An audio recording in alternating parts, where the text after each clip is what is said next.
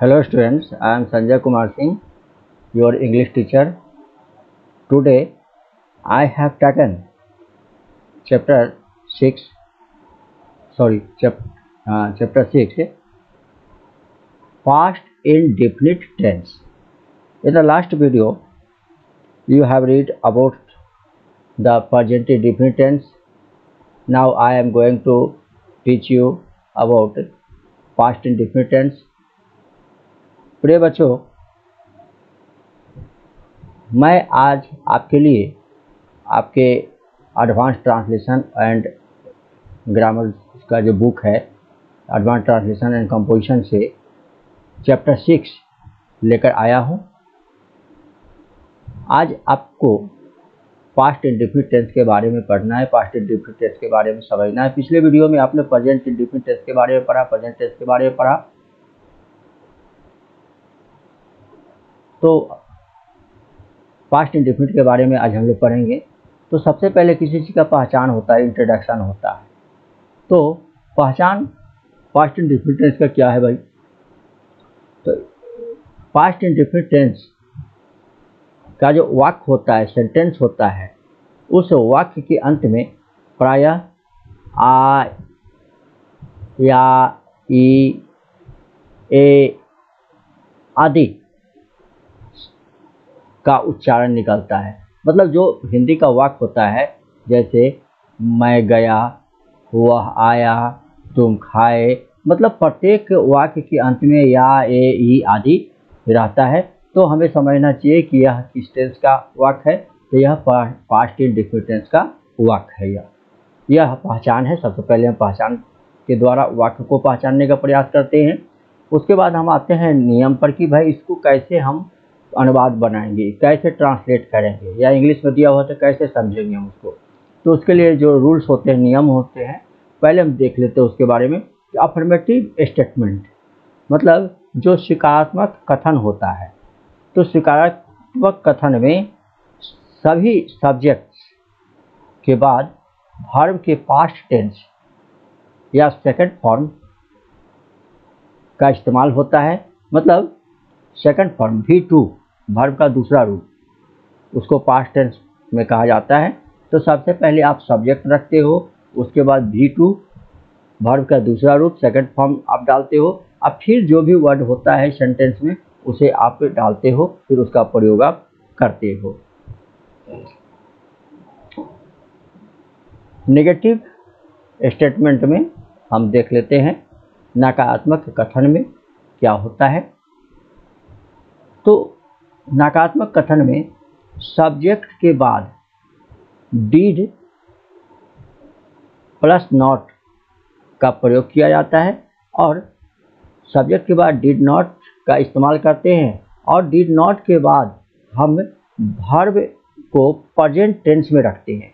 मतलब वर्ब का मूल रूप जो होता है, वर्ब का जो प्रथम रूप होता है, उस प्रथम रूप का ही हम प्रयोग करते हैं। मतलब सब्जेक्ट हो गए, डिड नॉट हो गए, प्लस V1 वर्ब का प्रथम रूप हो गया। लेकिन नेगेटिव वर्ड्स जैसे नेवर हो गया, नथिंग हो गया, नन हो गया, तो अगर इन शब्द का इस्तेमाल अगर किया जाता है तो इसके साथ हम हमेशा अफर्मेटिव वर्ब का प्रयोग करते हैं। हमेशा अफर्मेटिव वर्ब का ही प्रयोग किया जाता है। इंट्रोगेटिव सेंटेंस अथवा क्वेश्चंस में देख लेते हैं कि क्या होता है। तो जो भी क्वेश्चंस पूछने वाले वाक्य होते हैं, जिस वाक्य से यह बोध होता है कि प्रश्न पूछा जाता है, कोई भी वाक्य होता है इससे स्पष्ट होता है कि यह प्रश्नात्मक वाक्य है। तो प्रश्नात्मक वाक्य में सब्जेक्ट से पहले डिड का प्रयोग किया जाता है, और सब्जेक्ट के बाद आप क्या करते हो, वर्ब का प्रयोग करते हो। यह वर्ब मूल रूप में होता है, प्रेजेंट टेंस में होता है। कहने का मतलब हो गया कि प्रश्नात्मक वाक्य में सबसे पहले आप did plus subject plus verb 1 V1 का प्रयोग आप करोगे। सबसे पहले इंट्रोगेटिव वर्ड के रूप में आप डिड का प्रयोग करोगे यहाँ पर, जो कि प्रश्न पूछने का काम कर रहा है, यह हेल्पिंग वर्ब है, लेकिन सब प्रश्न के वाक्य के पहले आकर के यह प्रश्न पूछने का काम करता है यह, इसीलिए हम डिड को सबसे पहले लाएंगे। Did plus subject plus V1।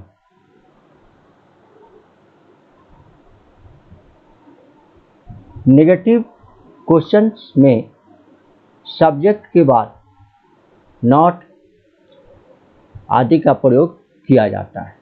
स्वाभाविक है, नॉट नेगेटिविटी को दिखाता है, नॉट सब।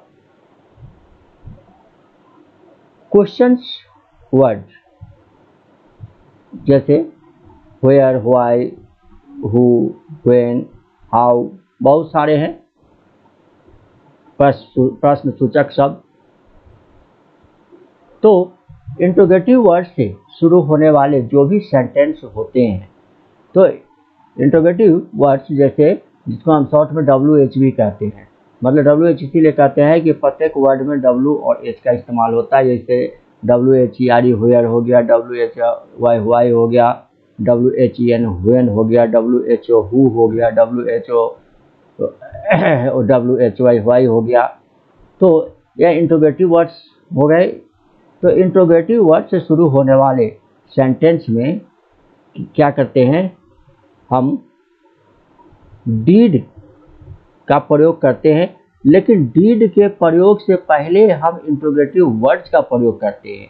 जैसे पहले हम WH रखेंगे, वेयर, व्हाई, व्हेन आदि, उसके बाद हम डीड का प्रयोग करेंगे। यह हमेशा ध्यान रखना चाहिए। उसके बाद ही हम वर्ब का इस्तेमाल करेंगे। तो वर्ब का इस्तेमाल हमेशा, जहाँ भी डीड का इस्तेमाल होता है, उसके बाद हम वर्ब को मूल रूप में हम व्यवहार में लाते हैं, V1 का प्रयोग हम करते हैं। यदि प्रश्नवाचक शब्द जैसे हु, व्हिच स्वयं ही सब्जेक्ट का कार्य करे, तो उसके बाद अफर्मेटिव वर्ब का प्रयोग किया जाता है। जब इंट्रोगेटिव वर्ड जैसे हु, व्हिच या खुद ही सब्जेक्ट के रूप में प्रयोग में आता है, तो ऐसी स्थिति में हम क्या करते हैं, अफर्मेटिव वर्ब का ही प्रयोग हम करते हैं। एक बात ध्यान रखने योग्य होता है कि जितने भी क्वेश्चंस पूछने वाले सेंटेंस होते हैं, जिन वाक्य से प्रश्न पूछा जाता है, उस वाक्य के अंत में हम नॉट ऑफ इंट्रोगेशन का चिन्ह जरूर लगाते हैं। इस अगर नॉट ऑफ इंट्रोगेशन का चिन्ह हम नहीं इस्तेमाल करते हैं तो वह सेंटेंस हमारा गलत हो जाता है। ओके। भूतकाल में नियमित रूप से या आदतन किए जाने वाले कार्य आदि को व्यक्त करने के लिए हम देखते हैं कि उसमें किस तरह का इस्तेमाल किया जाता है। तो जैसे एक में दिया हुआ है, अफर्मेटिव स्टेटमेंट में स्वीकारात्मक कथन में यूज्ड टू के बाद वर्ब के प्रेजेंट टेंस का प्रयोग किया जाता है। मतलब यूज टू का भी इस्तेमाल किया जाता है अपने आदतन व्यवहार को दिखाने के लिए। नियमित रूप से कोई काम करते हैं, आदतन कोई काम करते हैं, तो उसे दिखाने के लिए यूज टू का इस्तेमाल होता है, जो हमारे इस बिहेव को दिखाता है। तो हमें ध्यान रखना चाहिए कि यूज टू के बाद वर्ब हम इस्तेमाल करते हैं, तो वह वर्ब हमेशा प्रेजेंट टेंस में होता है, V1 के रूप में होता है। वर्ब अपने मूल रूप में ही आता है। नेगेटिव स्टेटमेंट में डिड नॉट यूज टू के बाद वर्ब के प्रेजेंट टेंस का प्रयोग किया जाता है। मतलब नेगेटिव स्टेटमेंट में, नेगेटिव सेंटेंस में हम क्या करते हैं, डिड नॉट का इस्तेमाल करते हैं, उसके बाद हम यूज टू को रखते हैं या फिर वर्ब के मूल रूप का हम प्रयोग करते हैं। प्रश्न में, क्वेश्चंस में भी हम क्या करते हैं, सबसे पहले डिड का इस्तेमाल करते हैं, डिड के बाद सब्जेक्ट डालते हैं, फिर हम यूज टू का प्रयोग करते हैं और उसके बाद हम वर्ब का व्यवहार करते हैं। मतलब सबसे पहले डिड, उसके बाद subject plus use two plus verb. तो वर्ब क्या होता है, अपने मूल रूप में होता है, प्रेजेंट टेंस में होता है। Look at the following examples. अब इन उदाहरणों को देखें, इन उदाहरणों के द्वारा आप समझने का प्रयास करें। आपने जो कुछ भी पढ़ा देखा। They went to Agra study. अब यहाँ देखिए, ये क्या है, अफर्मेटिव स्टेटमेंट है। वे कल आगरा गए, जो बीत गया कल, उस दिन की बात हो रही कि वे आगरा गए। मैं उनके साथ आगरा नहीं गया। अब यहाँ नेगेटिव स्टेटमेंट दे रहा है, I did not go to Agra with him. आपने यहाँ देखा कि सब्जेक्ट के बाद डिड नॉट का प्रयोग हुआ यहाँ पर, उसके बाद ही वर्ब का इस्तेमाल हुआ। वर्ब जो है तो गो है, माने मूल रूप में है। यहाँ पर डिड के बाद जो भी वर्ब का इस्तेमाल होता है वह अपने मूल रूप में होता है। क्या उन्होंने ताजमहल नहीं देखा? अब यहाँ प्रश्न पूछ दिया, क्या उन्होंने ताजमहल नहीं देखा? क्या आगरा गए तो ताजमहल नहीं देखे? तो did they not C the Taj Mahal. अब यहाँ पर देखें कि प्रश्न पूछने का काम कर रहा है यह वाक्य, तो प्रश्नवाचक वाक्य को बनाने के लिए हम क्या करते हैं, जो डिड हमने ऊपर वाले वाक्य में सब्जेक्ट के बाद रखा है, उस डिड को सबसे पहले निकाल दिया, उसके बाद सब्जेक्ट पुट अप किया, फिर नॉट डाला और उसके बाद वर्ब का मूल रूप सी को हमने यहाँ पर व्यवहार में लाया।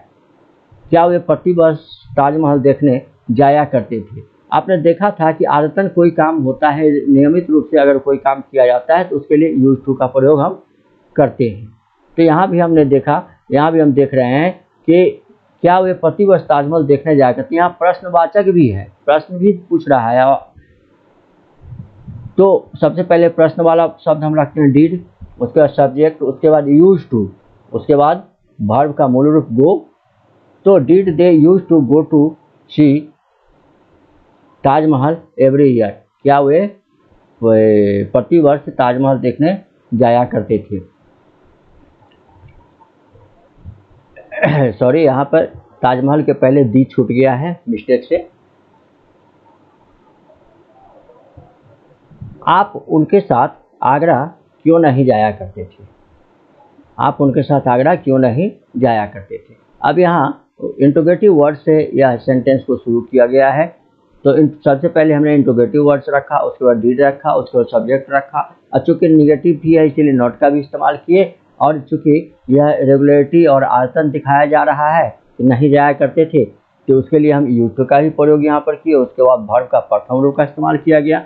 तो why did you not use to go to Agra with them? आप उनके साथ आगरा क्यों नहीं जाया करते थे?